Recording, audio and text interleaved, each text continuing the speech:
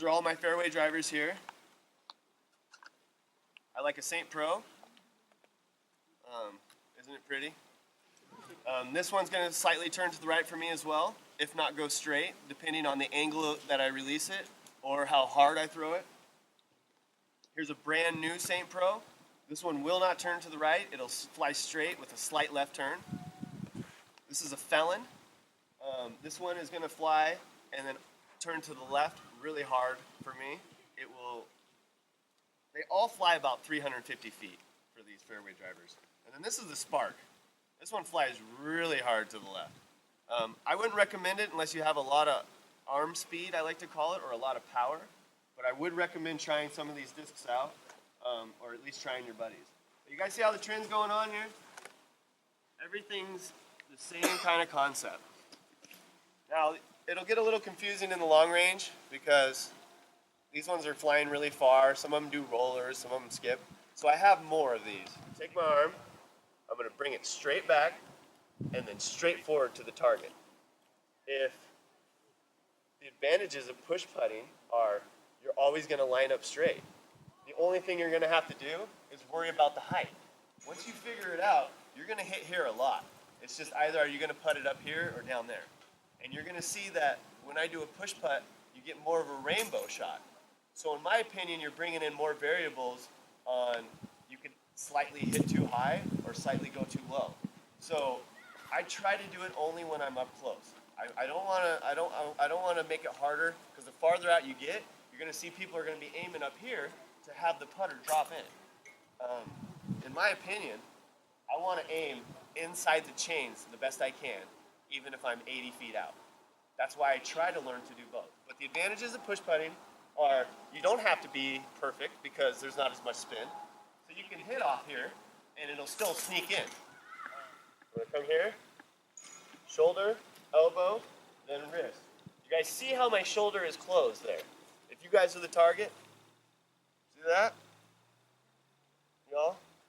This is what a lot of people do. They go, open your shoulder. When you open your shoulder, you can release the disc here, here, here.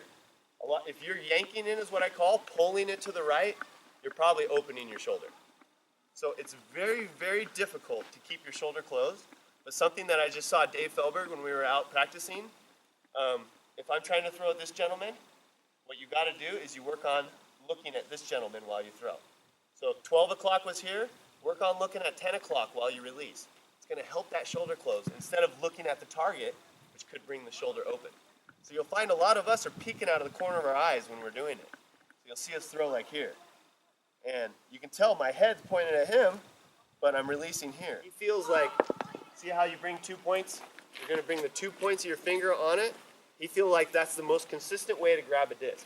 You're going to get the most consistent flight, the most consistent release as well. Something for you all to try. Any questions before I get going? Excuse me, can you show the second disc? Yeah. The second one? Yeah. It's a stack grip. Okay. Yeah, yeah. It's kind of like there's the power grip. You just take this finger and push it under the other one. But you'll see, let me see it. It's more on the tips. So bring this one up. Yeah. It feels weird to me. But Nate Sexton, he's been playing since he's 2 years old. He's one of the best in the world, especially at forehand. So I would highly recommend looking into it, especially for an accurate, consistent flying forehand. It just doesn't feel right. I'm really adamant on if it doesn't feel good, don't do it. We're all different. We all want it to feel right. If it doesn't feel right, maybe it's not the right thing. Especially because I know all of us have different size hands. I know some of us have huge hands, some of us have small hands. But be open-minded to try it. I'm not very good at this shot, so it's not my favorite shot, but a lot of people want to learn it. So now, when I throw a thumber with the right hand, whichever way the bottom of the disc is showing, it's going to flip. And then, if I use the disc properly, it'll come back to the right. The more overstable the disc, do you guys all understand what overstable means? Yeah. Okay. So the more overstable the disc is, the slower the turn will be. The farther the disc will fly. If you want to throw a thumber over trees and have it do a quick little turn, grab the flippiest disc in your bag, the most understable disc in your bag, the one you use for rollers. That one will do a quick little thumb return. If you want it to do a nice slow glide, or even not even come out of it, grab something really stable. You don't want to throw it straight up and down here. You want it to be off-kiltered. And then same thing if you're going to grab a 2-finger or a tomahawk, you want it to be the opposite, off-kiltered this way.